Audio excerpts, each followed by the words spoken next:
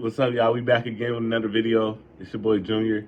We're gonna talk about everything under this little sun we got as far as basketball goes right now. We're gonna lock in on OKC. We're gonna just talk about our game last night against the Phoenix Suns.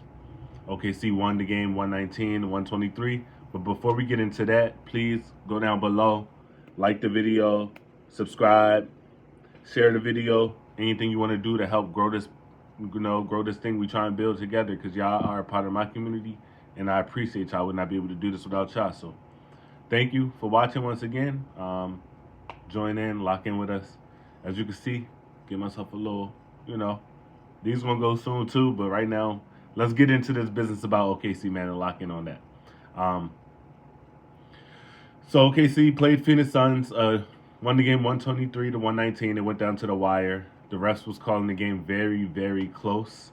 We had a few things that happened. We seen AJ Mitchell go down with an injury. They say it's a knee contusion, but I say FanDuel, FanDuel.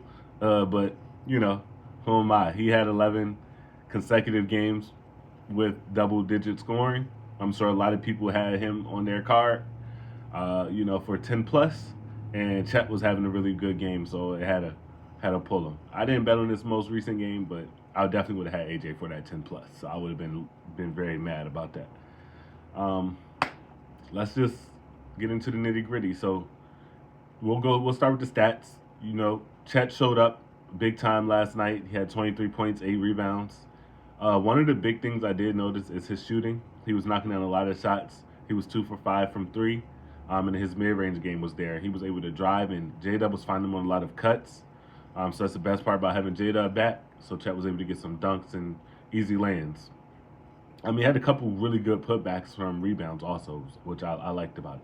The one big key I did not like from Chet's game last night, because I'm going to call up the good and I'm going to call up the bad. I'm going to keep it real. So one of the big things I didn't like about his game last night was he had 0 blocks. No, Chet, that's unacceptable. You got to have at least 1-2 blocks a game. So figure that out. But outside of that, great game last night. SGA, of course, he showed up. He did his usual. He had 37 points, 8 assists, 3 steals, 0 turnovers. Oh, no, I think he had 1 turnover. And then he shot 50% from the field. I believe he was 3 for 5 from 3. So that shows that he's just getting more confident in his shooting stroke.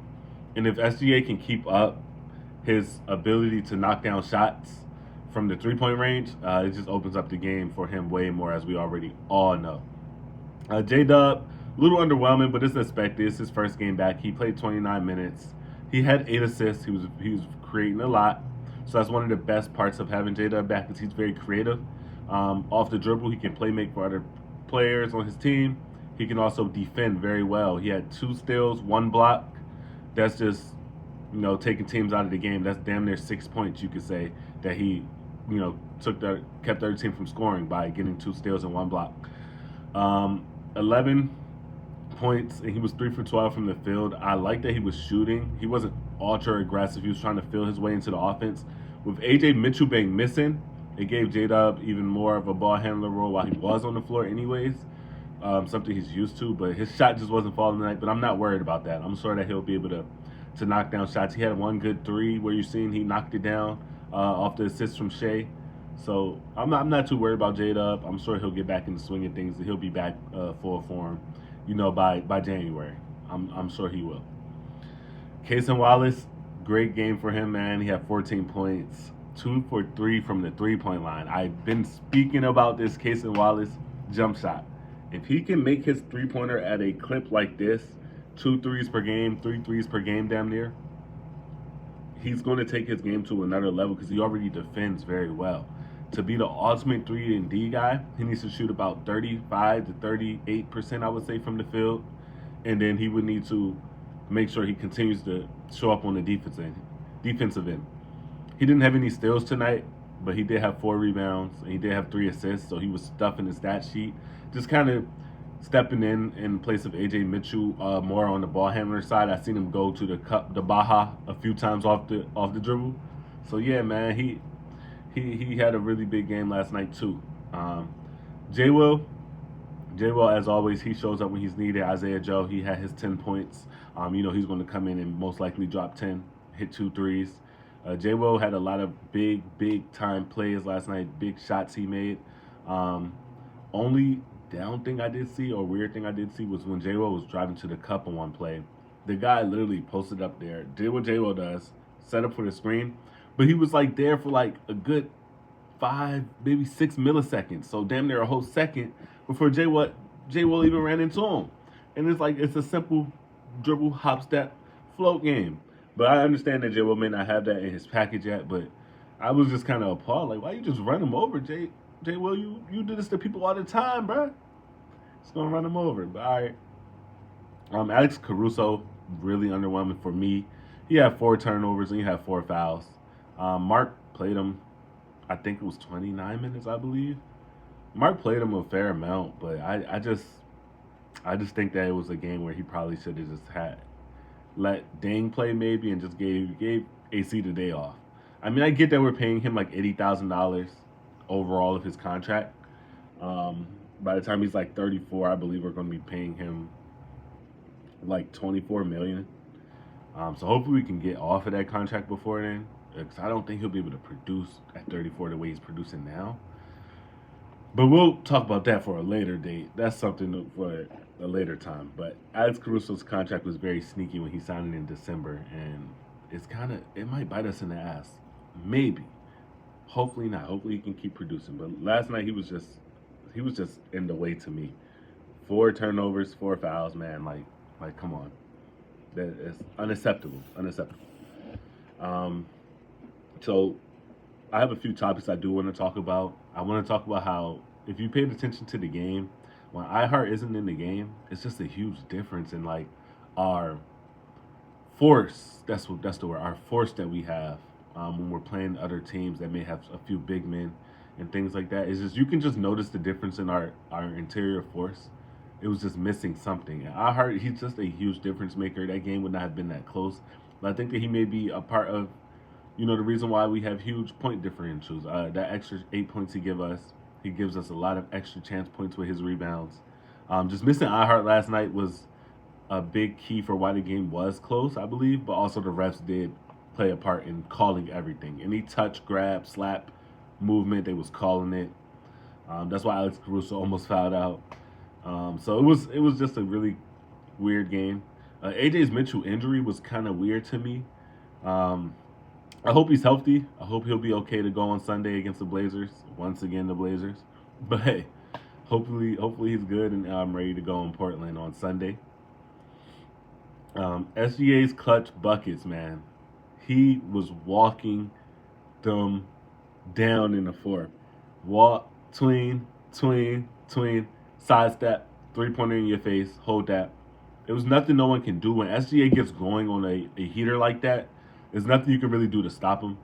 You can try to stay in front of the nigga, try to cut him off. It. I tell people all the time, especially on X when I'm arguing with people about the foul baiting that they claim he does. Like, sure, he foul baits. Every great NBA player is going to foul bait a bit. But if you watch the game, and you actually watch the game, you'll see that these niggas are fouling him. He's not just going over there to the cup and then flailing out. He gets fouled, and then he may exaggerate it a bit, but he's literally getting fouled every time he drives to the cup. It's no ifs, ands, or buts about it. Just like majority of other players, but he's just more physical than them other players. That when the foul is put on him, it's noticeable because you have to be more physical with him when you foul him. You can't just try to slowly hit it. You got to slap his arm. You got to rake through him when he's trying to go for his jump shot. So SGA is always getting fouled and getting hacked, but people online act like he's not 'cause he's shooting 15, maybe 16 free throws every other game.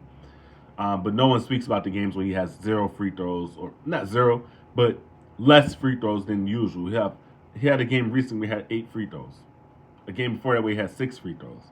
It's not spoken about, but when he scored 17, Bleacher Report is very quick to post, oh, he scored 17 of his points from free throws. That's why I like Hoop Legion. I'm on Twitter. I follow them more so than Bleacher Report because they always hating on my OKC team, and I don't like that. Um, Chet's inconsistency is a huge topic I want to speak on, man. Chet Holmgren he's a great player, but he's had some inconsistencies when it comes to just showing up night in and night out. I want to pull up his stats here for his last 10 games and we'll just read over them real quick. Uh, he doesn't show up on back-to-back nights normally. That's what I noticed. But lately, even with rest, I always said Chet's really good with rest. He's ready to go with rest. He's better with rest. But even with rest lately, he's been struggling a bit. I'll look here, man. So November 12th, he had 11 points. Cool. Three rebounds. He played 20 minutes. November 15th, he had 32 minutes. He had 25 points, 8 rebounds. Very good game. Then he does the same thing on the 17th with 26 points. The 19th with 21 points. You see where I'm going with this. Now on the 21st, there's 2 days in between these games. He just comes out with 11 points. He plays 27 minutes. November 23rd, he has 5 points. He plays 25 minutes. November 26th, he has 12 points. He played 29 minutes. The 26th and the 23rd game, he did have 9 rebounds on both of those games. The Jazz game was horrible. He had 0 for 3 from the field from 3 rebounds and 2 assists. Very fucking horrible. And then most recently against the Suns, of course, he shows up against the Suns. The nigga has 23 points. He's 8 for 13 from the field, 2 for 5 from 3, 1 assist. So he technically kind of showed up for that game.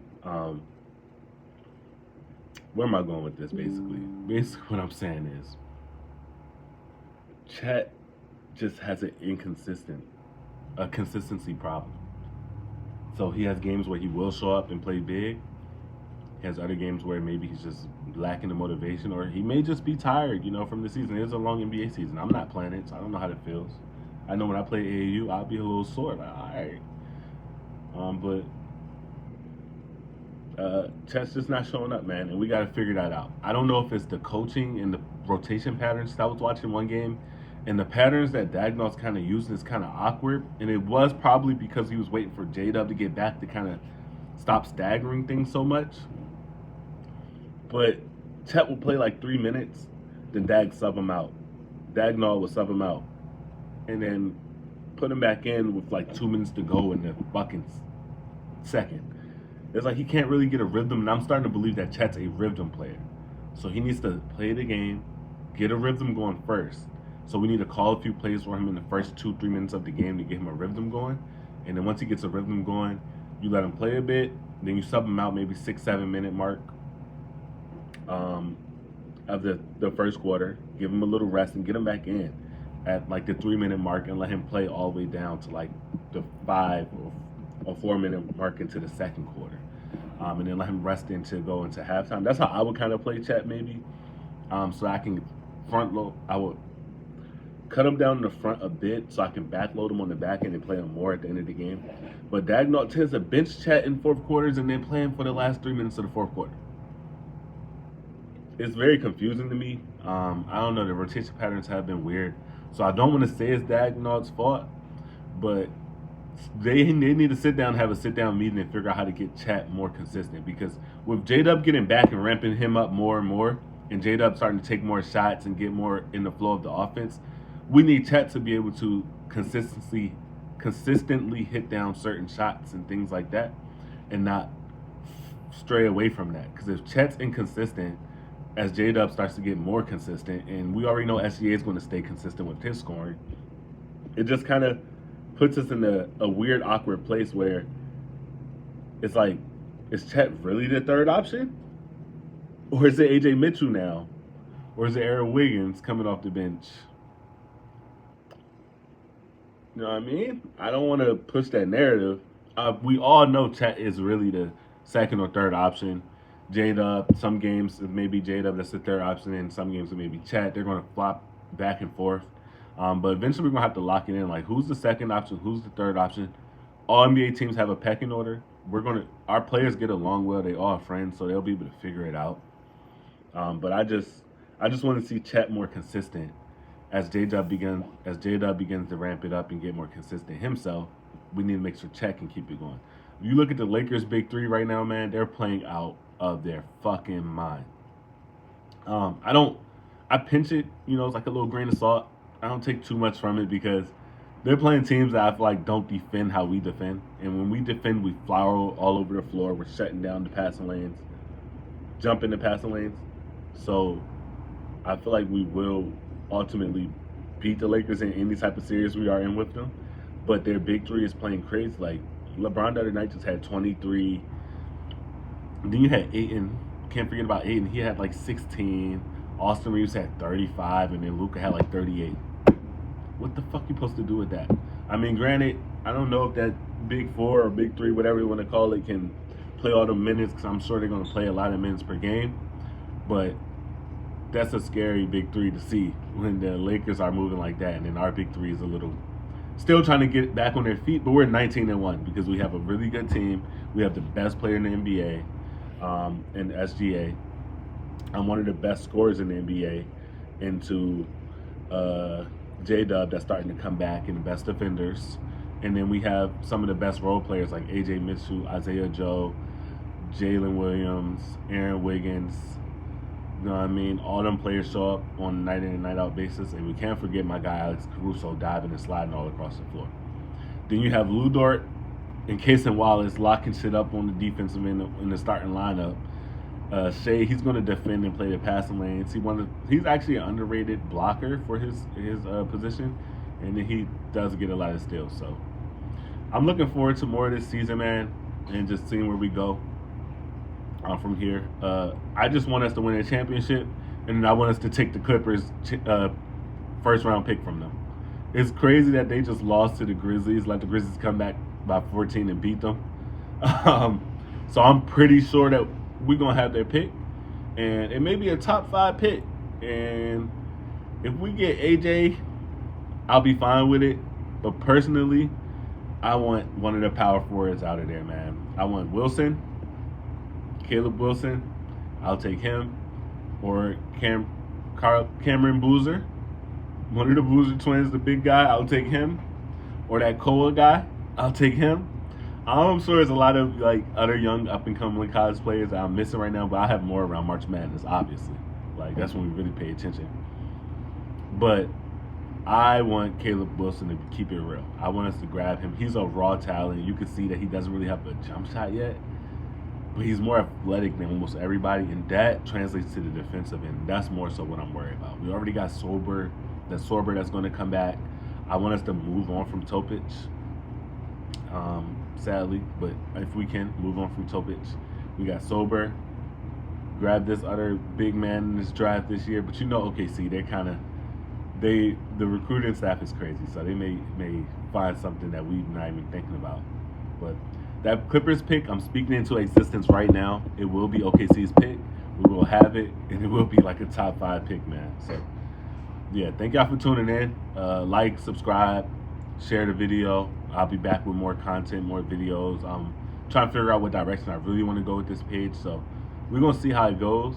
But right now, we're just having fun posting content and just sharing my thoughts and my views on NBA and basketball, and especially OKC Thunder. I promise you, I'm going to get that video out of the first options and teams first options and how they're really not first options. But right now, I'm just working on it and want to get all of the content in the video right. So yeah, thank y'all for tuning in. Once again, the Junior on Sports. Take care, man. Like, subscribe. Join me on this journey to the top. Peace.